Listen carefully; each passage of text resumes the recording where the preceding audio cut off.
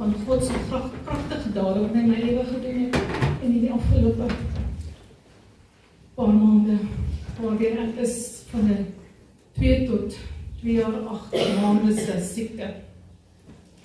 En ek wil net eers vir julle sê that what the devil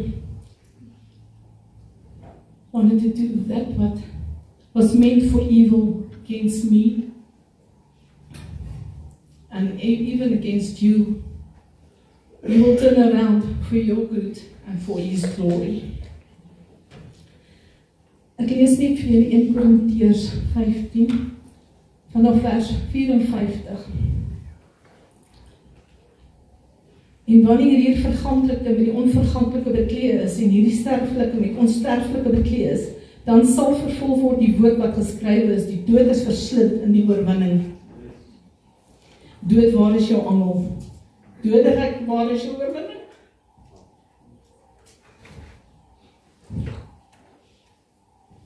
Ek dank God wat ons die oorwinning gegee het deur Jesus Christus. Romeine 8 vers 26. Ek kon nie daai stukkie vir julle gee. Wanneer ons in ons swakheid is en ons nie tot die Here kan uitroep nie, wat dinge so swaar is, dan kom die Gees van God.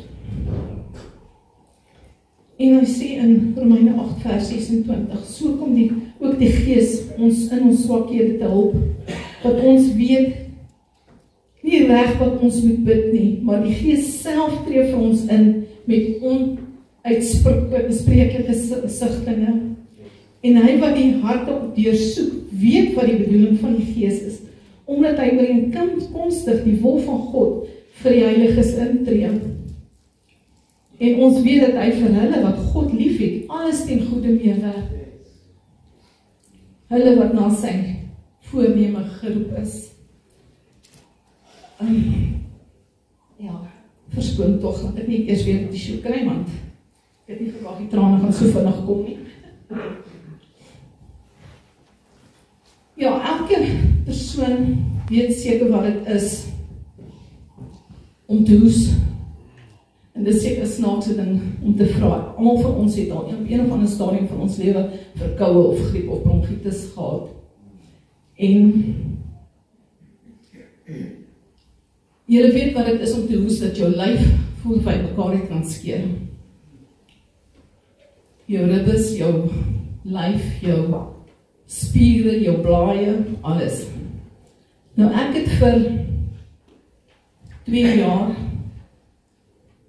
en amper 8 maande so gehoes. In 2022, in April, Mei maand begin ek te hoes. En ja, daar was nie hoesmiddel of 'n nebulizer of inhalers wat gehelp het vir die gehoes nie. Dit is so aangegaan. Ek was elke 2de week was ek by die dokter gewees. En dit het my later aan heeltemal emosioneel, geestelik, my fisiese kragte, alles van my af omtrent weggeneem. So ek is daai jaar deur met die gehoes. In Februarie 2023 stuur die dokter my vir verdere allergietoetse, want op daai stadium het ons nog gedink dat ek het allergie, seisonale allergie, sinusprobleme of al daai tipe van goede wat vir my gesê is, hooikoors, daai tipe van goed. En hy stuur vir my vir verdere allergie ondersoeke weier spektrum en dit kom terug dat ek geen allergie het nie. Geen sinus issues nie, niks nie. Ek is gesond. In die tyd dat ek hoes, is ek eintlik gesond. Ek het nie griep, verkoue en daai goede, want as mense mos nou dink jy hoes, daar's griep, daar's verkoue, daar's al daai goede, maar dit is nie so nie. So die uitslag kom terug, ek het geen allergie nie. Intussen vererger hierdie gehoes nie. Ek hoes so dat ek letterlik nie 2 woorde kan praat nie. Ek sê nou, ek het gehoes 24/7. Elke woord een woord gepraat, gehoes, ek kon nie 'n gesprek voer nie. 24/7, ek kan sê 23 uur uit die dag het ek gehoes. Dan het hierdie hoes nog verskillende, ek sê dit, verskillende fases gehad. Soos ek nou nog genoem het, die hoes wat my liggaam so seer gehad het, dat ek nie geweet het hoe dit het nie. My blaai, my ribbes het gevoel of het eintlik breek. Dan was daar die hoes. Hierdie hoes, dis eintlik meer 'n kug. Julle ken 'n sinuskug. Wat jou so irriteer, wat jou nie, dit is 'n irritasie, jy kan nie te verby dit kom nie. Hierdie kug, en ek het nie sinus gehad, dit was 'n kug wat vanuit die bors, vanuit die longe goed gekom het. Het my laat voel dat ek op die grond gaan lê en sterf. So erg was dit gewees. Dan was daar die hoespye wat verskoon tog, maar ek moet die waarheid bring, want my toe nou bring het op punt wat ek braak. My liggaam het kos begin verwerp. Ek het min tot niks geëet nie. Dis winter 2022, ek kry night sweats. Soos wat hulle dit noem, dat ek per nag 3 keer 'n nag moet droog aantrek. So het ek gesweet.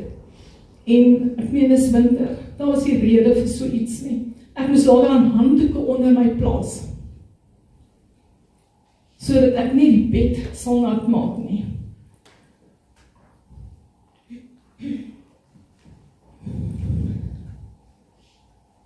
Oktober 23 verwys die dokter my na longspesialist toe. En jy weet dat spesialiste is gewoonlik 3 maande vooruit volgeboek. Jy sit om by spesialist in te kom, veral een van hierdie aard. En deur die Here se genade, 3 weke later, toe kry ek 'n afspraak by die longspesialist. Ek het die spesialist gaan sien en hy wil my onmiddellik opneem. Dit was 'n Woensdag as ek reg onthou, Woensdag, Donderdag. En ons het eintlik nog hy naweek die trou aangegaan, toe sê ek vir hom nee, ons kan nie eers die week daarna my opneem nie. Weet nie hoe ek gaan van my troue hoes toe gegaan nie, maar ek het die hospitalisasie vir 'n paar dae uitgestel en ek is maandag opgeneem. Dis daardeur 'n reeks ekstrale longfunksie toetse, scans, ek is getoets van TB regdeur af tot enige auto-immune diseases, al daardie dinge kom terug, niks fout nie. Ek weet ek het vir een paar op 'n stadium gesê dat ek is eintlik gesond, maar hier sit ek hoes my dood, ek letterlik my dood gehoes. En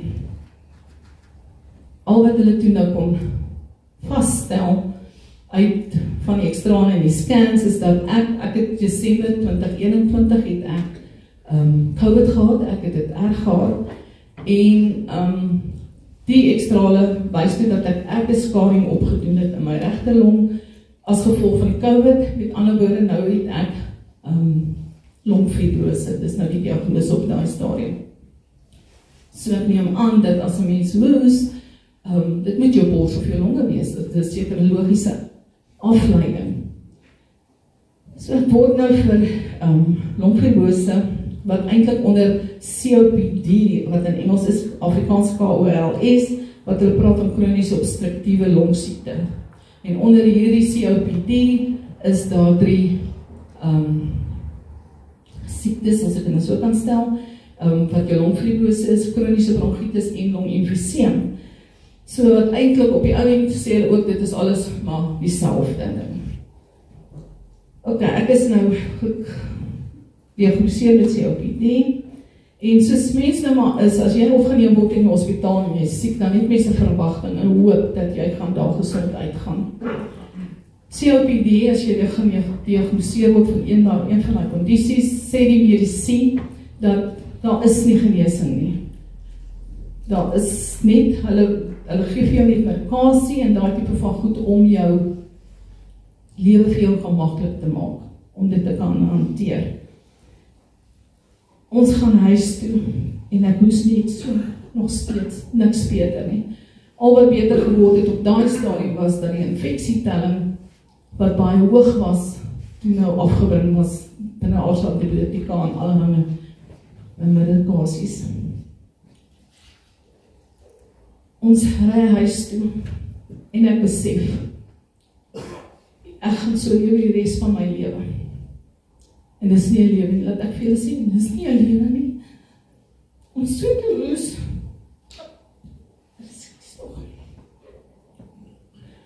dat jy is werkelijk nie in staat tot enig iets nie. Jy kan nie eens 'n gesprek vorm nie, wat nog te sê van gedagtes vorm. Ek was dof gehoes gewees. Ek kan dit nie beskryf nie. Ons ry huis toe, ons het nog in Parys gebly. En laat is nie meer weer.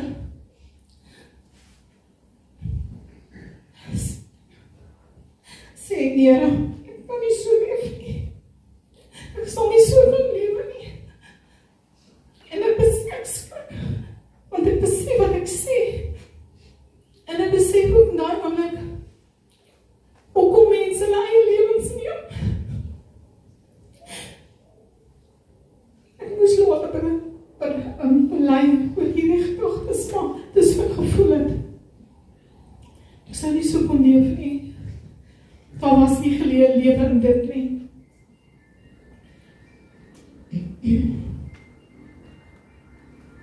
Maar so het ek aangegaan, soos by die huis, ek het medikasie gegee vir COPD, hoesmiddels en inhalasies, nebulizers en wat neem, ek het 'n rak amper vol van die goede gehad. Niks, daar was niks wat gehelp het vir die hoes nie. Ek is codeïne voorgeskryf, wat 'n skedule 6 medikasie is, wat hoogs verslawend is en ek raag toe, ek kan ons nou nie dit op, nog sit met nog 'n verslawing ook nie. So ek het dit nie so baie gebruik nie, maar dit het ook eintlik niks gehelp nie. Ek word Maart weer opgeneem. Dit is November opgeneem gewees, en Maart word ek weer opgeneem. Gaan weer deur die toetse, die scans en al daai goede. Hierdie keer word 'n oorleeskennis spesialis ingebring met die nodige kamera en al daai goede. Hy sê toe, maar dit is nie my longe nie, ek hoes nie van my longe nie. Was geen rede, daar's niks nie, ek het nie sinusprobleme nie, daar's nie 'n rede vir hoes nie. En, maar nietemin diagnoseer hy my met kroniese bronchitis. So is ek nou onder 2 van die mediese toestande onder COPD, longfibrose en kroniese bronchitis.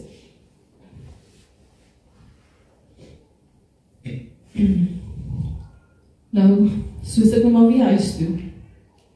Ek dink die keer was ek 10 dae in die hospitaal gewees. En ek is huis toe dieselfde. Die hoes en goed, en wat teen die tyd eet ek feitlik niks nie. As ek sê niks eet dit nie, miskien al was netjie roosterbrood ingekry. Dit is wat ek in 'n dag geëet het. Ek het geen lange kos gehad, ek het geen smaak gehad nie. Ek het nie honger geword nie. My liggaam het letterlik kos verwerk. Op daai stadium het ek dit nie besef nie. Ek meen, jy besef nie sien hierdie goede is nie. Ek meen, hoe kon ek dink aan hierdie goede as ek my so gehoes het dat ek kon niks sin maak van niks nie.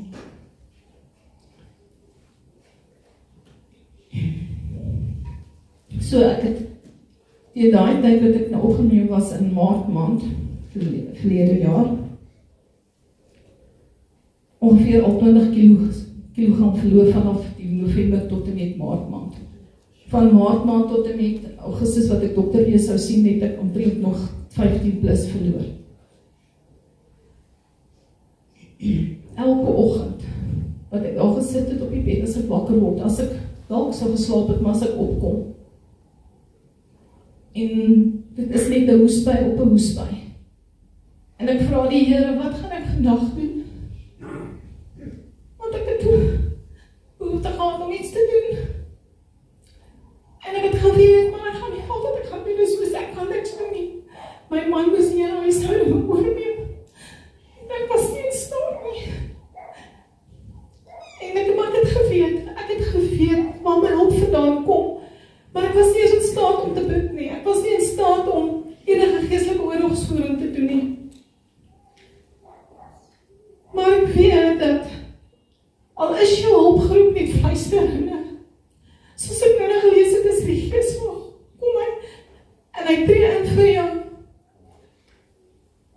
Ek dank die Here dat ek in staat was om in die jare my gees vol te maak met die woord van God, want as dit nie was nie, kon ek nie eers my gees uitroep met skrif nie.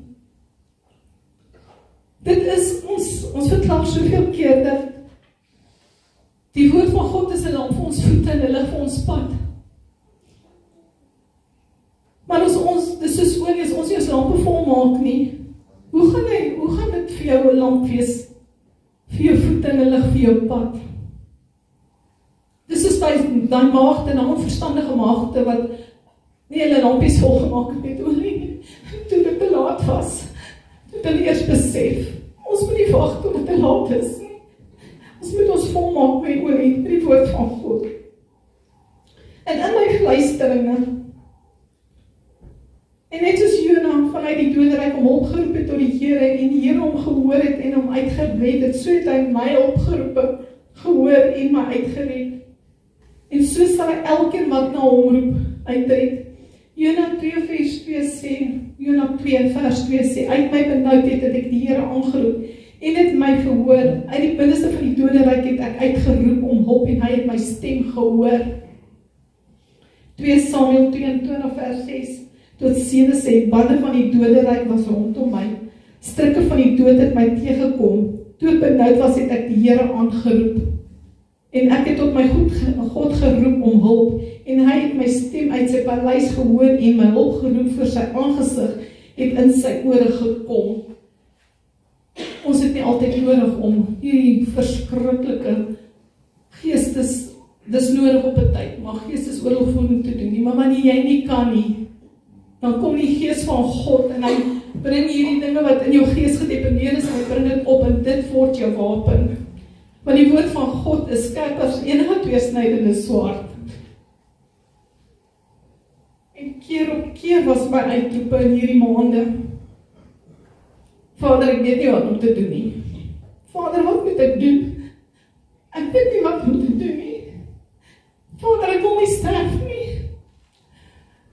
Dis my uitroepe gewees, dis al waarheen ek in staat was.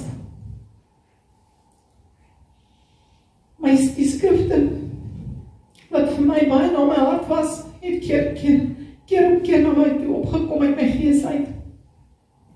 Psalm 121 vers 1 tot 2.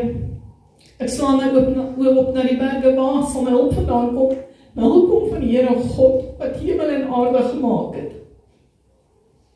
Jeremia 17 vers 14. Het iemand, 'n vriendin van my van Sokoen af my gestuur, toe die Gees van God dit op haar hart gelê het, en dit het nog 'n uitroep geword vir my. Maak my gesond, Here, en ek sal gesond word. Verlos my, dan sal ek verlos word, want U is my lof. En dan Psalm 23. Hierdie is een wat almal ken, maar wat vir my baie na my hart is. Ek is van gewoonte om, wanneer ek 'n skrif sou verklaar, dan maak ek 'n verpersoonlik ek het. En ek sê, Lord, You are my shepherd, I shall not want. You lead me by still and quiet waters. You let me lie down in green pastures. You lead me by still and quiet waters. You refresh and restore my soul, my life. You lead me on the path of righteousness for Thy name's sake. Even though I walk through the valley of the shadow of death, I shall fear no evil. For Your rod and Your staff guides and protects me, console and comforts me. You prepare a table before me in the presence of my enemies. You refreshes and anoints my head with oil, my cup overflows. Surely mercy and goodness and unfailing love shall follow me all the days of my life. Hierdie het ek so baie. Ek dank die Here dat ek dit kon ken en dit kon uitroep, want al die aspekte van sy beskerming en sy voorsiening is in hierdie. Ek weet as my gees nie volgemaak was met die woord van God nie, dan het ek nie 'n wapen gehad nie.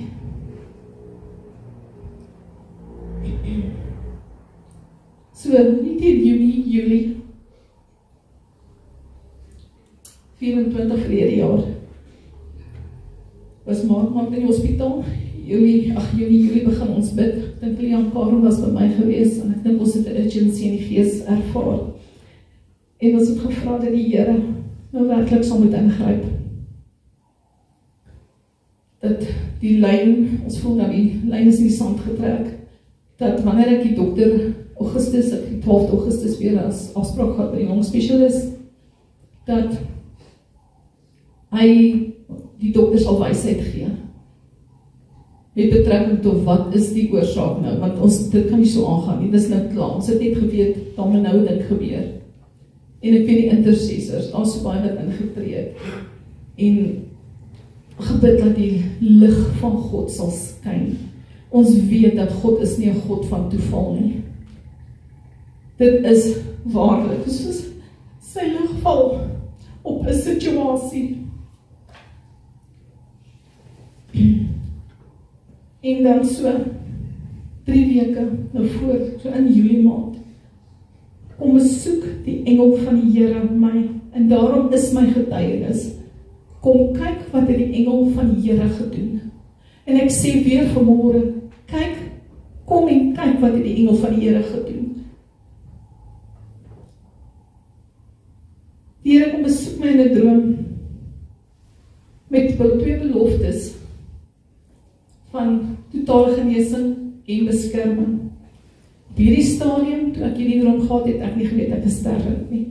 Ek het letterlik op die drempel van die dood gestaan. In die droom, ek gaan nou eers nie die droom verduidelik, of vertel, dan sal ek uitkom by wat die Here dan in die droom gesê het. In die droom bevind ek my in 'n huis, neem aan die gees in, dis my huis, en ek ervaar, daar is besig om iets te gebeur, en ek staan in die kombuis, en ek loer so uit om die deur so, om uit te kyk by die sitkamer, daar is 'n venster daarvoor, en ek sien 'n leer, wat van die hemel afkom, af aarde toe. Ek sien die engel wat afkom, van bo af onder toe. Toe hy onderkom, draai hy om. Ek besef, dis die engel van die Here. En hy draai om. En ons het nie gepraat oor nie, is gees tot gees, en toe hy omdraai, sien ek hierdie knop op sy kop. Julle weet van toe ons kinders was, het hulle gesê, jy het nou 'n lekker eiertjie op jou kop.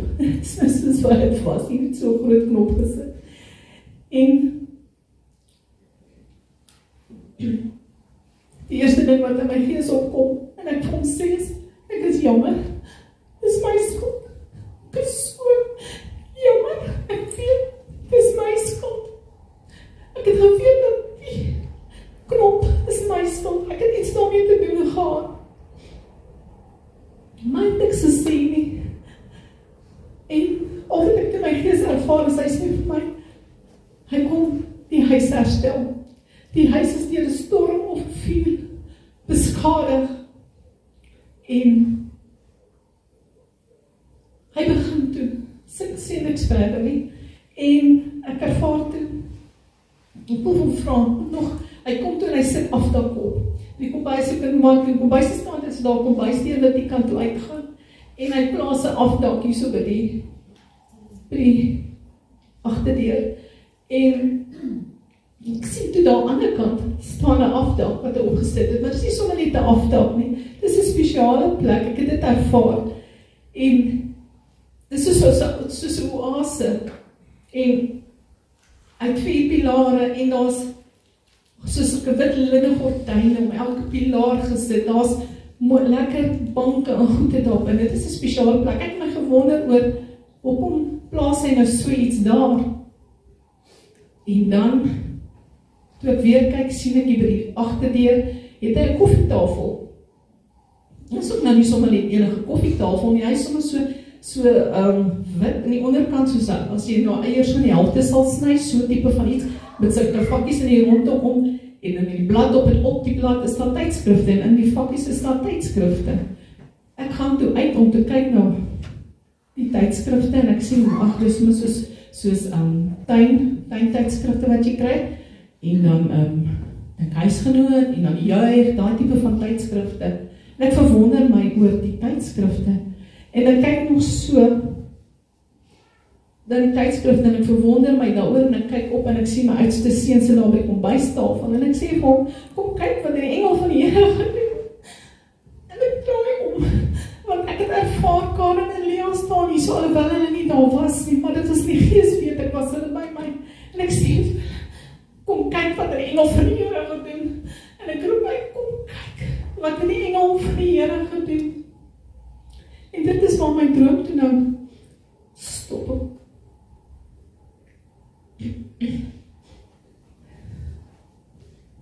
So in die volgende paar maande, eerstens wat ek bring altyd 'n droom, ek is 'n dromer, en ek bring dit altyd voor die Here, dat hy vir my asseblief die ondersteuning sal gee wat hy wil sê. En die eerste ding wat ek toe besef het, is dat ons weet dat in 'n droom is 'n ding simboliek van iets. God praat ook in sy woord graag met simboliek.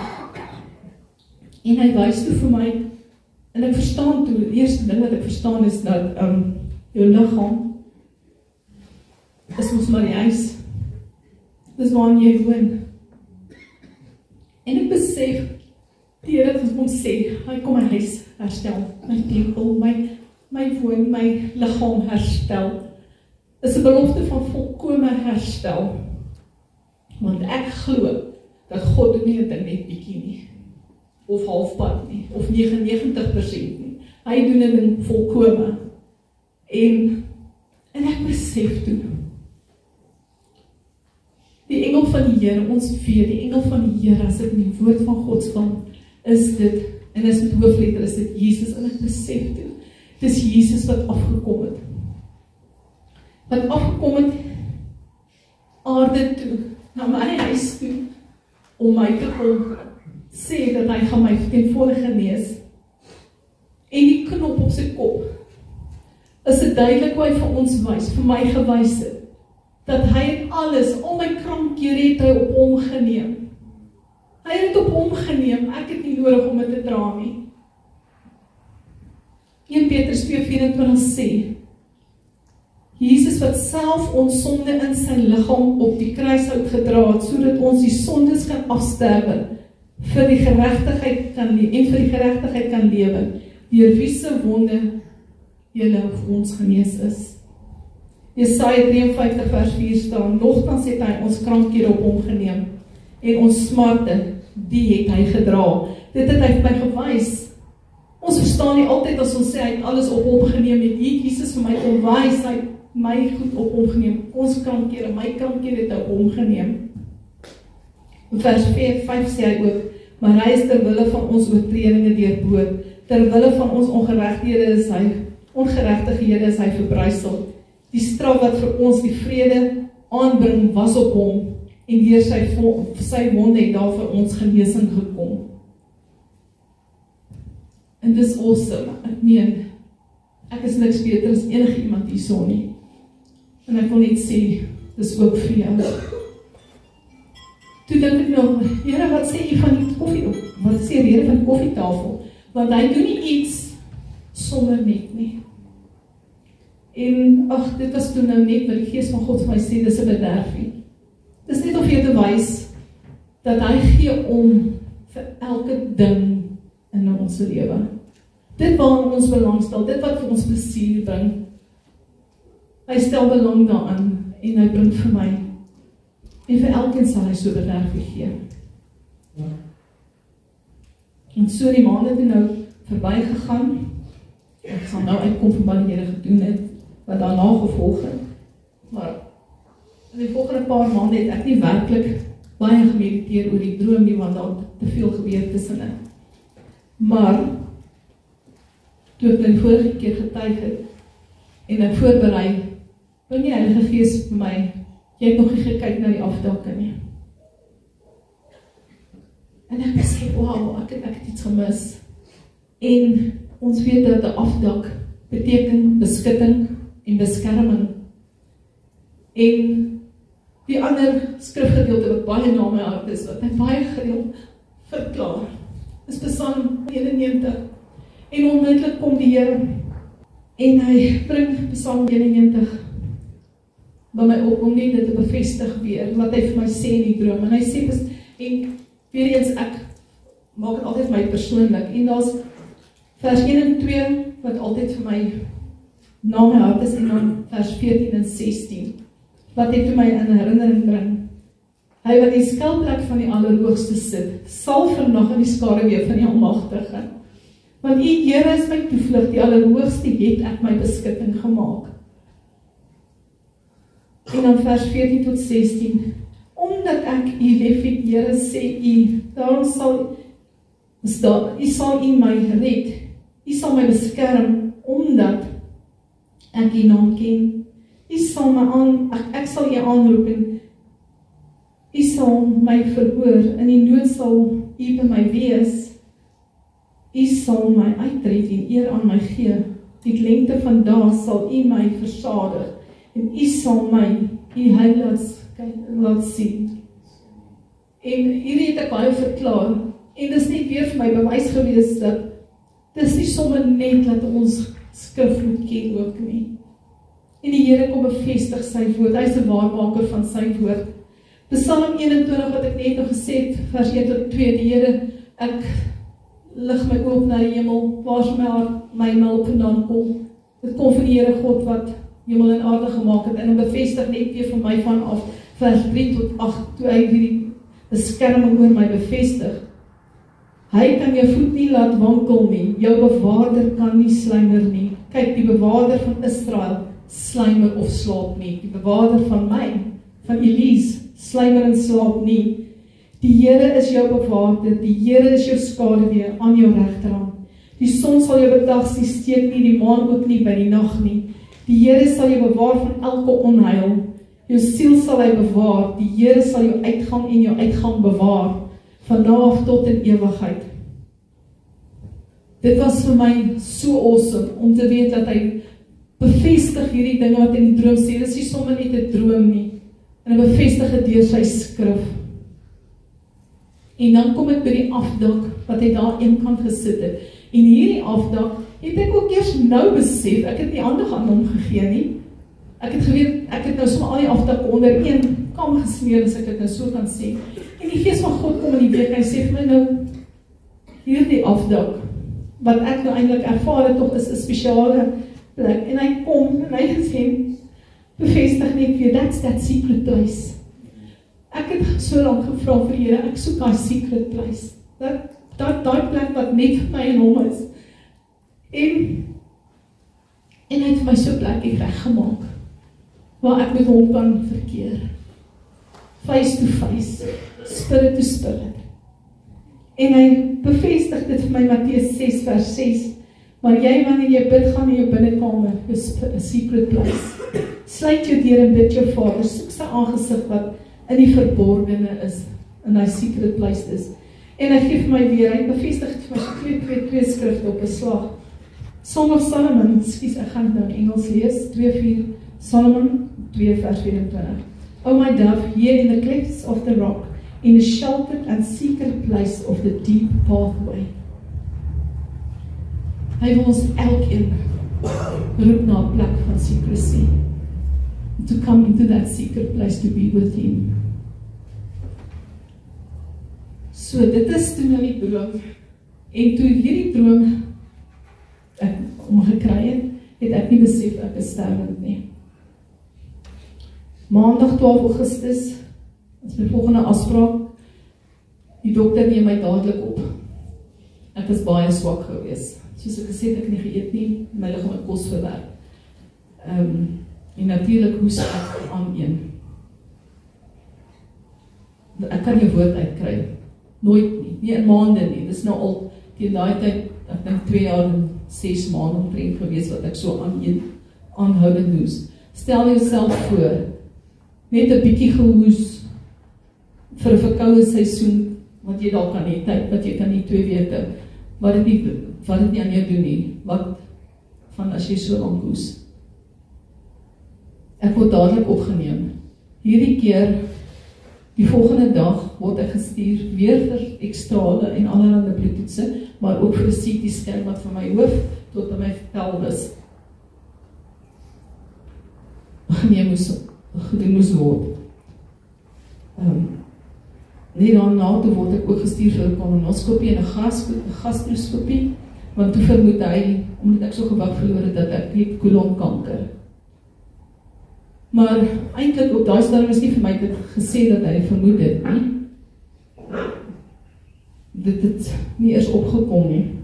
Teen Sondag kom 'n chirurg en ek gaan in teater toe. Ek gaan in vir die kolonoskopie en die gastroskopie. En volgende dag kom hy en hy noem toe dat hulle kyk of daar kolonkanker is. En ek het baie bloed verloor. Gevaarlik baie bloed verloor. So hulle moet uitvind waar gaan die bloed, van waar af verloor ek bloed. So, maar die kleine vir my dit sê, toe sê hy is nie tevrede met die Sondagse kolonoskopie nie, hy moet dit weer doen, so die volgende dag moet ek weer in gaan teater toe vir dit ook. Maar ek is so emosioneel afgestomp dat dit maak nie eers vir my saak nie. Ek wil net hulle moet klaar kry. Ek was op daai stadium so, daar's 5 dokters gewees nou al wat in en uit is by my. Ek wil amper sê ek was mellow gewees. En dis nie van die medikasie nie, glo vir my. Ek was net so afgestomp gewees. En die Dinsdag sit in teater toe. Die Dinsdag aand kom my longspesialis my besoek, want hy met die volgende dag sou hy vlieg iewers heen vir 'n konferensie. So dis laat aand en hy kom gedink die uitslae van die kolonoskopie en die gastroskopie is al reeds beskikbaar en nou die chirurg toe nou by my was om dit te verduidelik en dit was toe nou nie die geval nie. Maar my spesialis ontslaan my toe in elk geval, want ek meen dan kan niks my doen verder nie. Net weer nuwe medikasies en al daardie tipe van goed. So tentatief ontslaan my die volgende oggend net dat ek eers die chirurg sou wag vir hom vir die uitslag van die kolonoskopie en die gastroskopie. Dinsdagoggend laat weer die chirurg, ek kan my huis toe gaan. Hy sê my wel met hulle biopsies ook gedoen tydens die kolonoskopie en dit gaan so 'n week of wat vat en dan eers wil ek die uitslag kry. Dan sal hy my bel by die huis. Tot en met dan het niemand nog tot dusver vir my in elk geval enige iets gesê van die scans se uitslae nie. En gewoonlik lees ek die verslae in die maande wat ingekom en dan lees ek dit. Hierdie keer het ek dit nie dadelik gelees ook nie. En nie eers die dokters het dit met my bespreek of so nie. So Woensdag is ons Woensdag huis toe. Saterdag voel ek moet eintlik na die verslag kyk. Ek ignore dit, ek het nie nou lus vir dit nie. Maandag en ek weet hoe die Heilige Gees wat met my gepraat het. En Maandag lees ek die verslag. En ek lees alles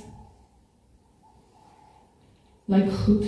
Alles wat hulle dit beplan het voor my bors, hierdie alles wat die hoes, want het gaan oor die hoes. Ek is in die hospitaal as gevolg van die gehoes, dis waaroor dit gaan. En ek lees heel onderaan die verslag. Kwaadaardige regterkantse niermassa van 7/5 by 7/6 by 6.4 cm in grootte. Dis het ek 'n kwaadaardige nierkanker. Ek was, soos ek sê, heeltemal, ek het altyd gesê, dis man. Ek het miskien geskrik, maar ek het nog as nie verwonderlik bang nie. Ek het nie gevrees nie, want ek sê dit vir julle gesê, dit ook nog, hoe gaan ek nou die hoes en dan nou nog die nierkanker, hoe gaan ek dit hanteer? Die hoes is al klaar erg genoeg, maar dit was my om te ewe. Die hoes was erg gewees op daai stadium, so die nierkanker het nie eers vir my opgekom of saak maak nie. Ek het nog nie besef hoe erg dit is nie, maar kwaadaardig, né?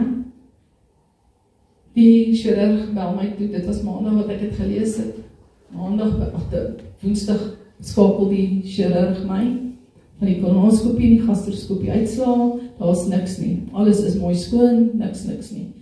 En hy sê niks van die nierkanker nie, in my dowwe mind, as ek so kan sê, het ek nog gedink, dit is die chirurg se plek om nou vir my te sê van die nierkanker, wat toe nou eintlik so was nie. Maar ek vra hom toe nou nie te min, dokter, maar nou wat van die massa op my nier, is dit dan nou die kanker nie? Hy het vir 'n oomblik stil gebly en gesê, hy kom terug na my toe, want hy is nie bewus van die scans wat so iets opgetel het nie, want dit was nie sy afdeling nie, hy het die kolonoskopie en die gastroskopie gedoen. Hy bel my, ek weet dit so minuut wat later aan, bel hy my terug en vra of ek 'n uroloog ken. Ek sê vir hom nie, want hy chirurg bevestig toe nou nie, dit is nierkanker of dit is nie. Hy het nie dadelik gesê, ken jy 'n uroloog? Ek sê toe nee, iemand maar vir my een aanbeveel, en hy beveel toe die dokter aan, maak onmiddellike afspraak, so van woensdag die vrydagoggend toe stap ek half 9 by die uroloog in. Hy sê toe vir my, 2 dinge, hy sê vir my, moet dadelik opereer, daar is nie, kan nie wag nie, so dringend is dit, en as ek nie operasie doen nie, hy kan nie vir my sê hoe lank het ek nie, gewoonlik kan hulle vir jou sê, 2 maande, 3 maande, of selfs 'n paar weke, hy kon nie vir my sê, hoe lank het ek nie. Maar daar in die spreekkamer, in ag geneem dat ek hoes nog steeds, so ek kan nie met hom gesprek voer nie. Het ek hom net so gekyk en, daar was nie vrees in my nie. Inteendeel, het ek nog, met 'n smile op my gesig gesit. Wel, dis iets wat ek moet hanteer. Ek moet daardeur gaan. En hy het gesê, die operasie is een van jou grootste en pynlikste operasies. En wat ek vir julle sê, ek het pyn meer gevrees as die kanker. Vir wat voor lê. Ek is maar nie een wat nie lief is vir pyn nie. En hoewel ek 'n hoë pyndrempel het. En dan moet ek 'n epiduraal kry ook nog, omdat die pyn so verskriklik is met betrekking tot hierdie tipe operasie. Dit het ek nog net so gevrees, want ek in my lewe nog nie 'n epiduraal gehad nie. So dit was waar my denke was. Ek meen, wat kon vir my erger gewees het op daai stadium as die gehoes? So erg was die gehoes gewees. Nou, dis die Vrydag, die operasie word gereël vir die donderdag die volgende week, die 5de September. As dokter dadelik kon opereer, as dit nie was vir al die goedertjies wat mens deur die mediese fonds en alles met in orde kry nie, dink ek het hy dadelik geopereer. So ernstig was dit. So ek is huis toe, met hierdie skok eintlik nog op mens se liggaam bo op al die ander dinge. Die operasie wat hulle noem 'n radical open nephrectomy sou ongeveer 3 ure wees. Ek is opgeneem die Woensdag in die hoofsorgeenheid. En al wat ek kon sê vir die Here, ek het nie trane gehad nie. In hierdie tyd wat ek so verskriklik siek is, kon ek nie eers huil nie. Dat die trane wou net nie kom, ek het hartseer geword, ja. Ek het bewoog geraak, want dit is erg gewees. Maar daar was die trane nie. En al wat ek vir die Here kon sê, is ek wil nie sterf.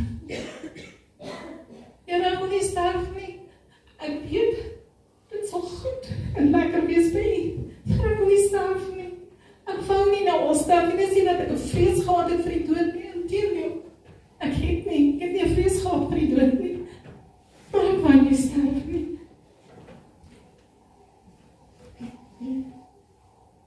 So, op 5 September, die donderdag word ek op, die operasie word gedoen, en die dokter sê toe, was 'n sukses.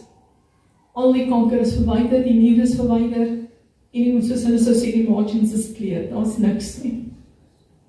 Ek herstel vinnig, maar Sondag weer eens, en ek dank die Here, besef, in die week, Gods beskerming wat in die droom vir my beloof het. Nie net met die operasie nie, want ja, 'n dokter kan dit nie vir jou beloof nie. Maar hy het vir my ook baie duidelik laat verstaan, ek kan dalk ook nie die operasie oorleef nie. En ek besef God se beskerming, want die Sondag, van die 12 uur die middag af, die aand af, Sondagoggend, Saterdagmiddag, middernag, begin ek met hoë bloeddruk. Dan praat ek van 220, 216, oor 120 daar rond, wat ek begin hardloop my bloeddruk. En die suster is op en as jy besorg is die suster permanent omtrent aan jou sy. En sy is heel nog op en af om hierdie bloeddruk af te bring. Ek het nie 'n saak met hulle nie. Ek kyk hulle net so, dan kyk ek die masjien. Dis nou maar so, ek het nie vrees vir die dood nie, ek het net geweet ek wil nie nou sterf nie. So die heel dag aangegaan. Mevrou, is jy alright? Voel jy nie hoofpyn nie? Ervaar jy nie iets nie? Nee, wat, ek is fyn. So het sy oorgegee in die dagskof, mense, suster. Daai suster het later aan vir my gesê, as dokter nie nou iets gee vir die hoë bloeddruk nie, dan sy gaan pad vat, want ek stuur op 'n beroerte af. My bloeddruk wil nie afkom nie. 216 oor 120 so het hy gegaan. Hulle het later aan die EKG-masjien ingebring. Tot ons jou weet so op en al daai goede en dit wys daar's goede is nie lekker daar nie. Ek stuur op 'n beroerte af. En ek daag op daai stadium toe ek so die masjiene so kyk, daag ek, okay, dan seker nou iets besig om te gebeur. Want die suster sê toe ook as dokter nie nou iets gee nie, dan gaan sy huis toe. Sy gaan nie hier wees vir wat op hom nou kom nie. Hulle stuur vir dokter die verslag van goede, want hy sê vir hulle wil, hy gaan nie bloeddruk goed gee nie. Hy weet hoekom my liggaam so reageer. My liggaam het rede om te reageer soos wat hy reageer. Maar inteendeel stuur hulle vir hom die goed weg en hy gee toe, sê toe hulle vir my 1 pilletjie gee en 30 mg vir die bloeddruk gee. Wat hulle nie baie happy was, want hulle ten minste 2 van 60 mg wat hulle gehad het. Ek drink die pilletjie, ek dink is so 2 uur wat in die middag gewees, en nog in gedagte te hou, die oggend sou ek oorgeskuif geword het na 'n ander saal toe. En hulle sê, daar is nie manier nie met 'n bloeddruk wat so is nie. Hulle stuur vir my onmiddellik terug. 2 uur se kan drink ek die bloeddrukpilletjie, my bloeddruk kom so 'n bietjie af, dokter laat weet hulle 5 uur, nou skuif hulle vaar oor na die volgende saal toe, wat hulle sê rehab saal. En as jy van een saal na 'n ander saal toe gaan, dan neem hulle jou vitals, soos ons nou sê. En dan wanneer hulle die ander saal oorgee, dieselfde daar, dan neem hulle die vitals. Vandat ek daar ingestoot is, wat hulle my eerste vitals geneem het, tot vandag toe het ek nog nie een issue weer gehad met hoë bloeddruk nie. Was dit klaar, dit is finished. Die Here het my daar beskerm weer eens. Maar nou ja, dit is toe nou dit en Dinsdagoggend, 5 dae later, ek het dit nie so vinnig verwag nie, ek was donderdag doen, Vrydagoggend, Dinsdagoggend sê dokter vir my die huis toe gaan, ek sê, kos ja, en hy ontslaan my. 2 weke later gaan ek terug na hom toe vir die stapels en steke en al die goede wat in was, maar dit is 'n groot sny van hierbo af reg rondom hiernatoe. Toe ons nou by die dokter kom en daai opvolg afspraak, toe sê hy vir my, hy het geskrik toe hy die operasie gedoen het. Toe hy die sny opgemaak het en ek gesien hoe groot is die niermassa, die massa wat daar was. Want dis nie wat hy verwag nie, dis nie wat die scan gewys het oorspronklik, wat die grootte was nie. Hy sê vir my, die uitslag van die kanker, maar as hulle dit verwyder, dan stuur hulle dit weg, patologiese verslag het teruggekom, dat die kanker, toe hy dit uitgehaal het, en 'n ouwe gedagte, dit is 3 weke later, het vergroot na 18 by 8 by 17 cm groot. Waar 'n vrou se nier net 5 tot 9 cm, volwasse vrou se nier is 5 tot 9 cm groot. In 3 weke het daai kanker vergroot en verander. Dit het gewys stage 3 aggressiewe kanker, die patologiese verslag. En ek besef toe vir die eerste keer dat ek het nie net, ek was letterlik feitelik by die deur in van die dood. Die dokter sê dat die nierkanker is jou moeilikste kankers om op te tel. Dit word nie sommer opgetel nie. Tensy jy nou regtig nierprobleme het en hulle moet gaan kyk na jou nier. Ek sou gesterf het onder die diagnose van COPD, want hulle sou dit nooit opgetel het nie. Dokter sê as jy scan dit nie gewys het nie. En dit is waar God se lig geskyn het. Dit wat nie bedoel was nie, die scan was nie bedoel vir die nier nie vir die kanker nie. Tel die scan die nierkanker op. God se lig het geskyn in daai situasie wat ons uitgeroep het. En ek dank die Here daarvoor, want dit sou nooit, ek sou gesterf het. En ek sou nie geweet het nie, want nie eers die dokters het met my gepraat, die CT scans die uitslag gegee nie. Ek het dit raak gelees. As ek nie gehoorsaam was aan die Heilige Gees op daai stadium gesê, wat my gesê het, ek moet na die verslag kyk nie, het dit ook verby gegaan. So vanmôre wil ek net sê, daar's niks vir God onmoontlik nie. Absoluut niks nie. He saved me, He delivered me from death. Hy is my losser en my redder en my verlosser. Ons dien 'n almagtige God. En nog 'n ding wat hy gedoen het, of wat gebeur het. Die hoes is weg van 'n oomblik af, van die operasie gedoen het. Tot en met vandag toe het ek nog nie weer gehoes nie. En na ondersoek het ek gesien dat een van die dinge wat most commonly geraak word deur nierkanker is longe. Dus jy loop dit nie raak nie. Dis nie sommer net nie. Die Here se lig het waarlik hier geskyn. Hy het my regtig uit die kake van die dood gehaal, het my gered uit die kake van die dood. Ek het in die deur, in die druppel van dood gestaan. En ek het nie geweet hoe vinnig nie. Ek sou nie vanoggend hier gestaan het nie. Ek sou, dit is eintlik vir my erg as ek dan dink, ek sou nie eers Desember maand gesien het nie, want hy kon nie vir my sê, hoe lank het ek nog om te leef nie. En ek leef vandag, deur die genade en die liefde in sy goedentierendheid leef ek vandag. En ek is ten volle gesond, daar is niks fout met my nie. Prys die Here daarvoor. Psalm 30 vers 3 sê, Here my God, ek het U aangeroep om hulp en U het my gesond gemaak. Ons weet dat die Here sal ons nooit begewe of verlaat nie.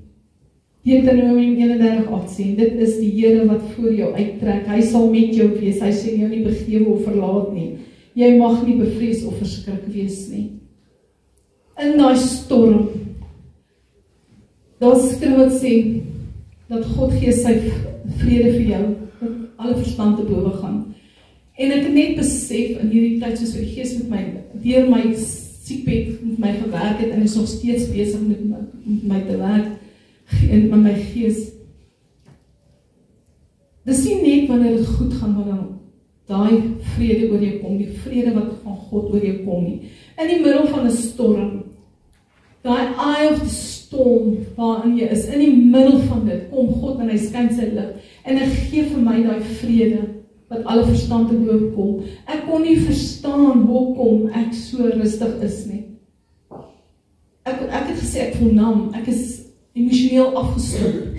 Maar die Gees van God het vir my kom wys, dit is wanneer hy in die middel van die storm, het hy eintlik sy vrede oor my uitgestort.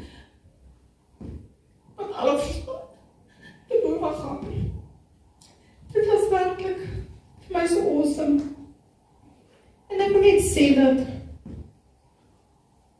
die skrifte net lees dat daar is niks van God onmoontlik nie. Maak nie saak wat 'n situasie jy sit nie.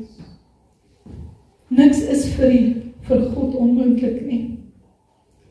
Matteus 19 vers 26 sê, maar Jesus het hulle aangekyk en vir hulle gesê, by mense is dit onmoontlik, maar by God is alles moontlik.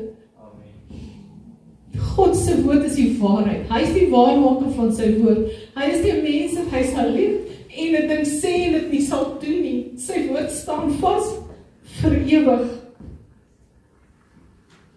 Hy sê in Lukas 1 vers 37, want geen ding sal by God onmoontlik wees nie. So maak nie wat se situasie jy in is nie. Wat 'n siekte toestand of wat dit ook al is nie. Dis nie vir God onmoontlik as jy hom uitroep. Maak nie saak hoe nie. Hy gaan jou aanraak, hy sal jou beantwoord, hy sal jou beskerm. So vanmôre, soos wat ek getuig het van sy grootheid. Die eer en die lof kom na hom toe. En ek wil net, daar is 'n song wat ek nou wil speel. Dat ek sal aansit, en as jy vir 'n oomblik sal luister daarna, en soos wat jy in jou gees voel, en as jy 'n behoefte het, vir 'n aanraking, van die Here af, dat jy sal uitkom, en dan net jy sal kniel, as dit nie gemaklik is moet uitkom nie, kniel en roep uit na die Here daar waar jy is. Ek dank U, Here. U is die waarmaker van U woord.